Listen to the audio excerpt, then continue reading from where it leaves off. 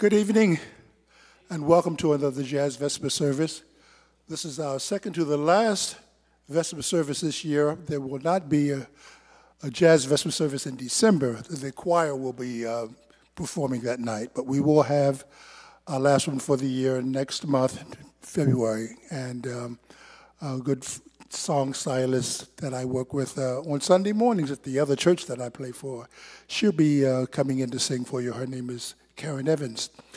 And we're so happy to have some of my good friends here tonight, Brian, and somebody that people had said they loved the group when they were here before. So we have him back again. And to start tonight, we will have Yvette, my wife, to come up and give the scripture. Oops. I think I can get her up. Don't mind me, I'm a little slow. How y'all doing? Doing great. I'm so glad to see y'all. And the scripture is going to come from 2 Chronicles 7:14. If my people who are called by my name will humble themselves and pray and seek my face and turn from their wicked ways, then I will hear from heaven and I will forgive their sin and will heal their land. I wonder who I'm talking to. I love all of you. And next, I would like to introduce Miss Barbara Nathanson, who will introduce our wonderful artists. Here we go.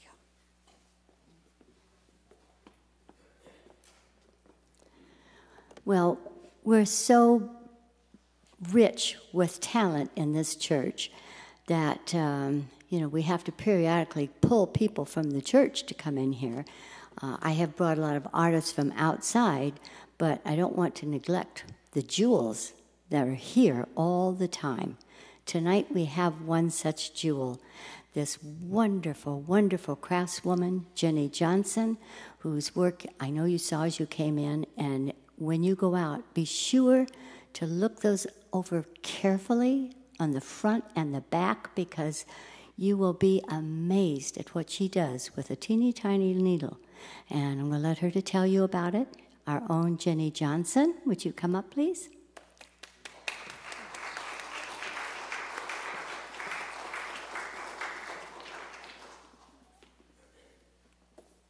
I'm going to get out of your way, too. Okay.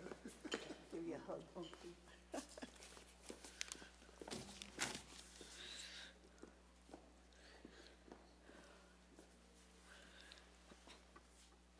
Hi, I'm Jenny Johnson, and I'm a fabraholic.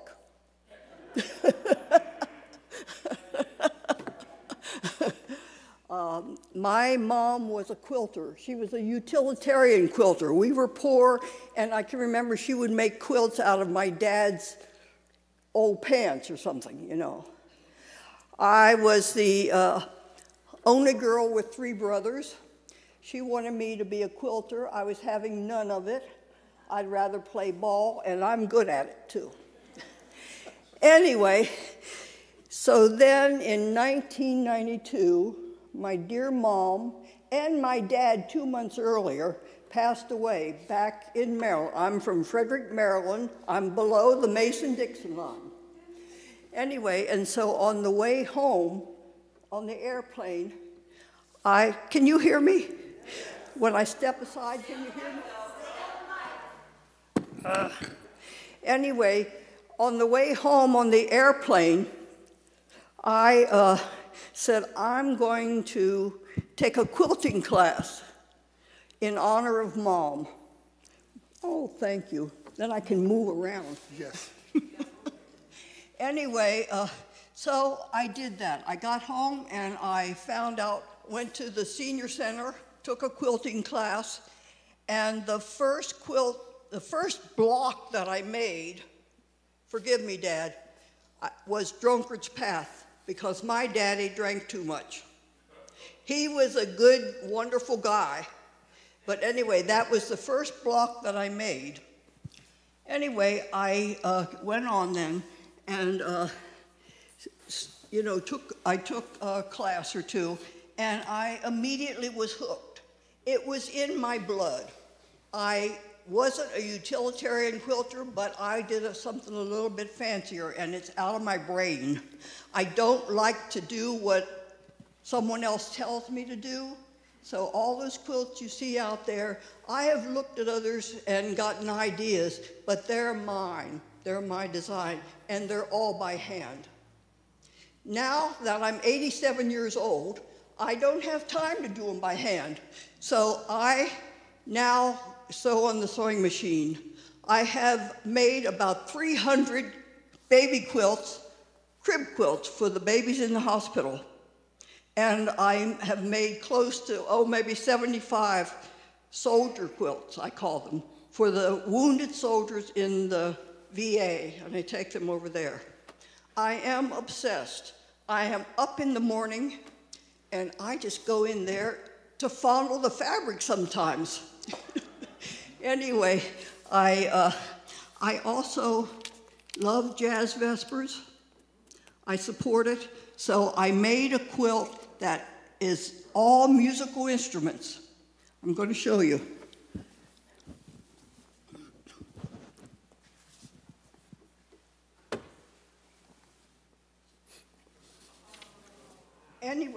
Anyway, oh, thank you. This is not one of my quilts that I exhibit and have a judge looking with a magnifying glass like those out there. But this is just a little throw that I did, and I put a label on the bottom that says, "In honor of wonderful musicians everywhere." So I'm donating this, and I have a clipboard right here, and it says, "The musical quilt is for auction. Highest bidder takes it home. Cuddle it in as you listen to your music. The proceeds go to Jazz Vespers program." So anyway, we have some people here who've already put in their bid. So when you go out, take a look at it, see if you like those instruments, and see if you can fantasize wrapping that around your shoulders while you're listening to your jazz.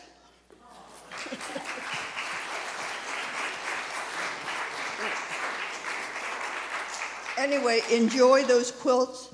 They, like I say, they are all by hand, except this one is not. This one I had to do fast. Anyway, thank you very much. I'm just thrilled to be here today. Thank you. Brian? Yeah, we're ready. Brian, I've known Brian for at least 10, 15, maybe close to 15 years. We were in the Jazz the Luckman, Jazz Luckman Orchestra together. With Keith Fidmont was also there. So he's been a friend for many, many years. And thank you guys for coming. Wish we had more people here tonight. Last month we had a wonderful crowd out. But we love you, Keith, and Brian. So you got it. Hello. Well, I'm not going to say very much. We're going to play all original compositions here of mine, and this is my group, the New Sextet, and it's not NEW, it's GNU. I just because I thought that was funny. Because at the time that I made this band, it was new to me, and I thought, well, that would be stupid just to call it my new band. So it's my GNU band. So, and it's, So we put out an album a few years ago called Portraiture, and a lot of the songs on there are portraits of different people, some of them famous, some of them not, some my mother, people like that. But anyway, we're gonna play things off of that, but also some other things that are very adventurous and take a long time to develop. So, put on your listening caps and go on a journey with us. I'm going to introduce everybody up front. So this is Mr. Scott Healy over here on the piano. We have Mr. Ben Shepard on the bass. Jens Karras on the drums. Ryan Dragon on the trombone. And Keith Fidmont on the tenor saxophone. I'm Brian Swartz, and so let's, without further ado, we'll get on with this. Here we go. This first song is called Pastorian Fantasy.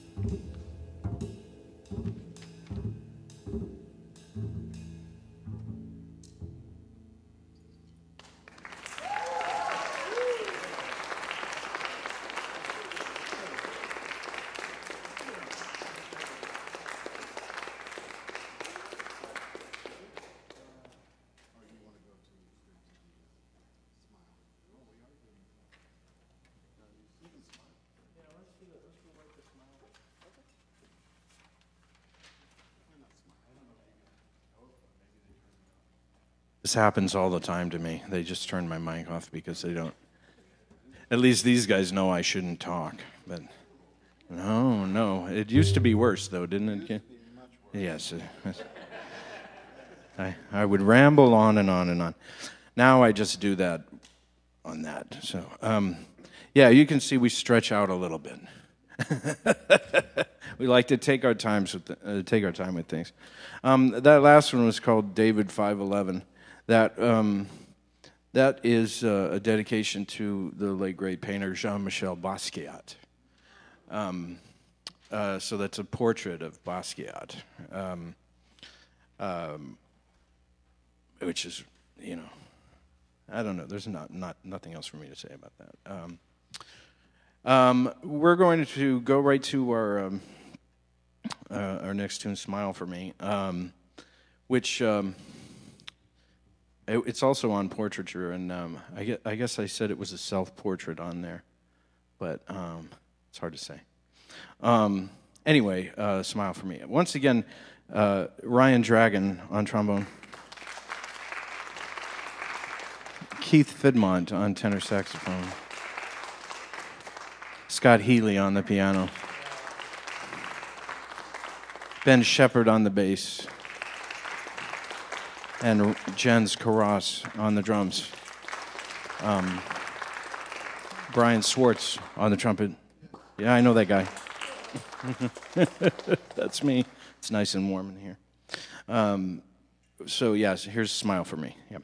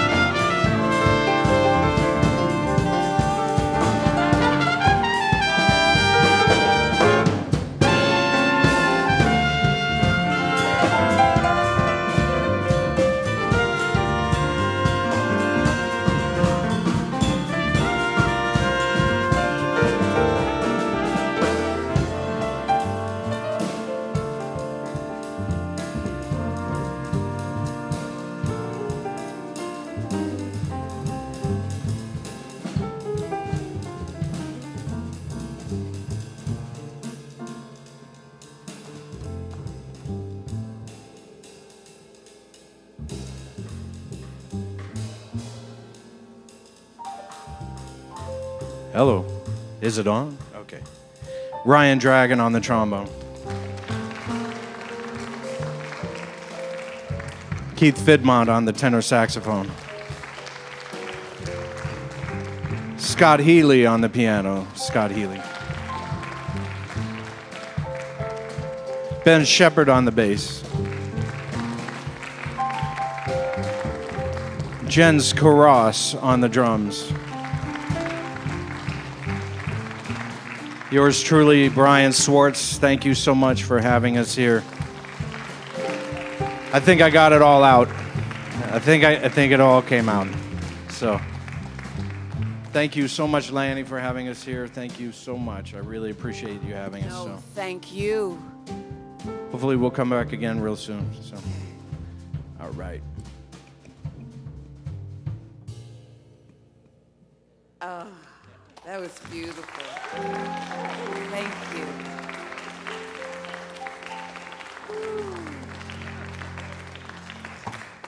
Music just fills your soul, doesn't it? When you feel it, you know, they're playing it, but you feel it deep down inside of you, down to your toes. Thank you, guys. It was wonderful.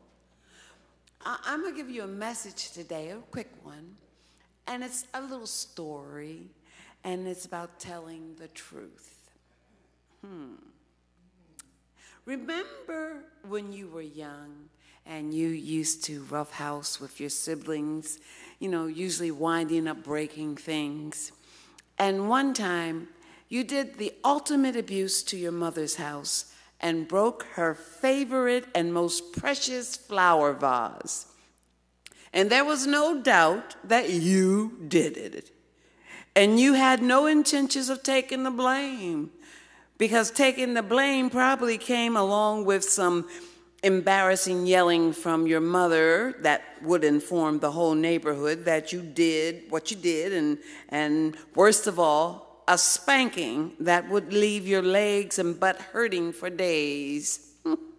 But the worst insult was to be ordered outside to find the right switch that your mother would use to inflict the necessary punishment. Oh, the switch. Now, it had to be just right. The right size, the right length, and thickness that would give you a whooping that you definitely deserved. Real good. Nowadays, they call that abuse.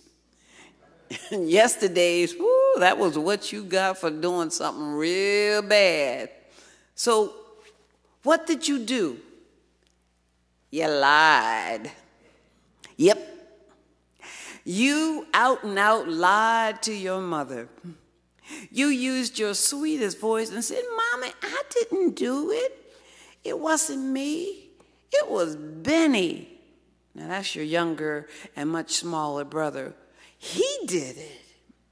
Benny, he's already crying because he knew you would stoop that low, and he didn't deny the wrong because he did know that if he did, you would make his life miserable for the next month or so, and you would beat the crap out of him if he told Mommy what was going on. You blamed it on the weakness of your sibling, the one who could not protect himself. Now, of course, your mother knew it wasn't Benny, because the vase was too high up in the china closet for Benny to reach. Your mother gave you a hard look and knew this was a teaching moment for you, not Benny. She knew you lied to protect yourself. She told you, go upstairs and think about your answer and come back when your second answer felt right. An answer that would please her, yourself, and make God proud. She found a little white book that was among her pile of books lying beside her Bible and handed it to you. And you thought, yikes, I got to read something too? She said, concentrate on the 10 commandments, especially number 9. Think about it, what it says, and has to do with what just happened today. And he had to share it with everyone before they said the prayer before eating dinner. You angrily turned your head and you started up towards the stairs to your bedroom, and she stopped you. And she said, don't you dare stamp up those stairs, which you were planning to do, to show the rest of your 5 siblings who were standing there holding their jaws clenched tight because they were ready to burst open with laughter. Now, you knew the 10 Commandments. You knew them closely, okay? Let's see now. Number 1, thou shalt have no other gods before me. Number 2, thou shalt not make unto thee any graven image or any likeness of anything that is in heaven above, or that is in the earth beneath, or that is in water under the earth. Thou shalt not bow down thyself to them, nor serve them. For I, the Lord, the God, am jealous God. Okay, you knew all this. 3, thou shalt not take the name of the Lord of God in vain. 4, remember the Sabbath to keep it holy. All right. 5, honor thy father and thy mother. Well, he didn't do that. 6, thou shalt not kill. 7, thou shalt not commit adultery. Thou shalt not steal. Thou shalt not bear false witness to thy neighbor.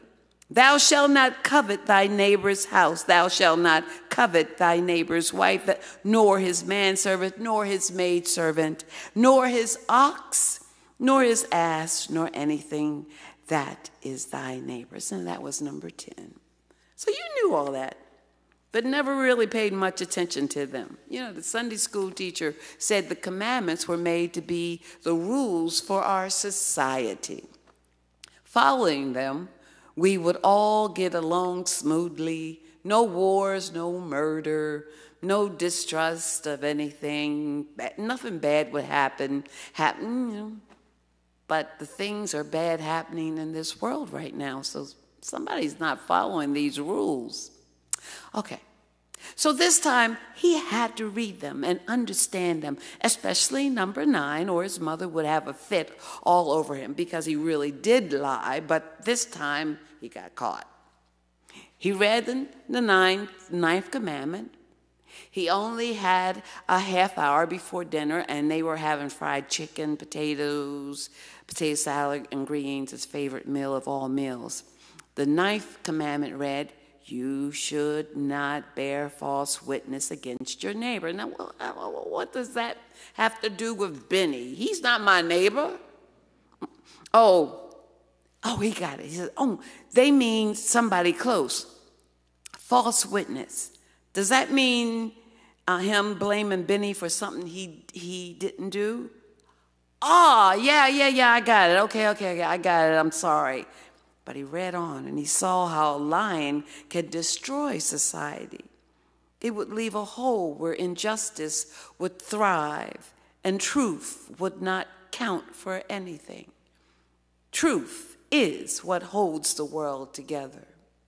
Lies would reign, and no one could ever be trusted. If no one could be trusted, how could anyone have faith in another person? Or he makes an audible gasp. He says, oh my goodness. I mean, how can anybody, then that means you can't believe in God. Trust equals faith. That's what his Sunday school teacher said. Every religion and every government was based on having trust in people who were in charge. So if no one could trust the next person, then everything would fall apart. Yikes. He has gotten away with so many lies except for this one. Nobody saw him or knew except, again, he gasped. Oh my goodness, God. That shook him up. The book he was holding dropped out of his hands, and a piece of paper with writing kind of floated down to the floor. He picked it up and he read it out loud. And it said it came from an old African or Egyptian saying, if you lie, you'll cheat.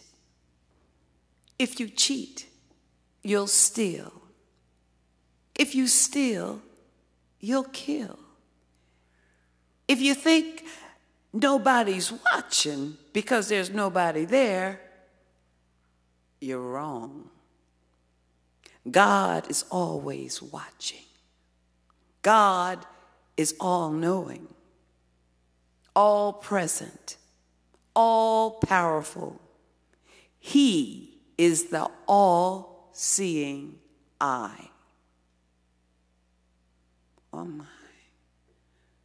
He discovered this.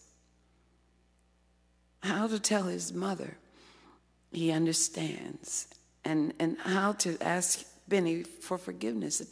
And most of all, how he can ask God for forgiveness. So he took out a piece of paper and a crayon, and he started drawing. I'll show you the drawing that he did. It was an eye. His mama knew this. His brother understood.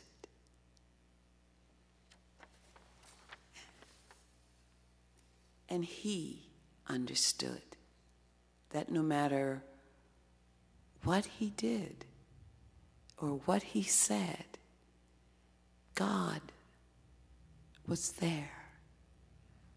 God would see everything you do.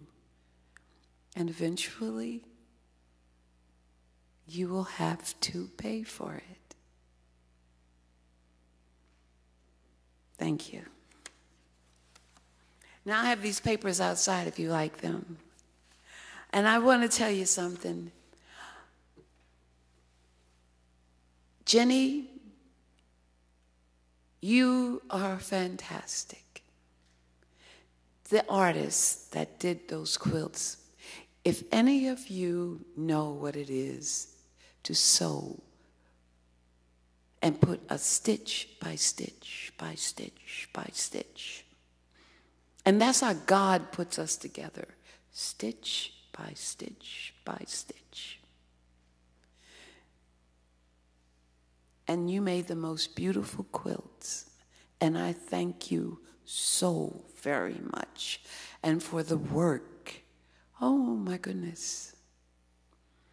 And I thank all of you for coming. And do you know what got me tonight? That there were 3 young men in your group, babies, playing jazz. Y'all are playing some good music. And I thank you for keeping the music going. And I thank you for writing the music. And Lanny, I thank you for bringing them to us. And I thank Barbara for bringing Jenny. And Dusty, you are fabulous. Barbara, you are fabulous. And I just thank all of you. And I'm missing someone. Where did he go? Did he go home? Adrian, there he is. He puts the sound together. And just tell all your friends that there's a basket out there that needs more money put in it so that this program can keep going. And also, there you can sign up to win that quilt. Do you understand a stitch? What is stitch in time saves time? Nah. A stitch takes time. And she has that out there for us. So bid on it and win it and take it home and listen to the music. So could we all stand together and say our closing? It's on page 2, and everybody knows it because you said it in camp and everything. May the Lord Watch between you and me when we are absent one from another. God bless all of you. Have a wonderful time of life. Mwah. Love you.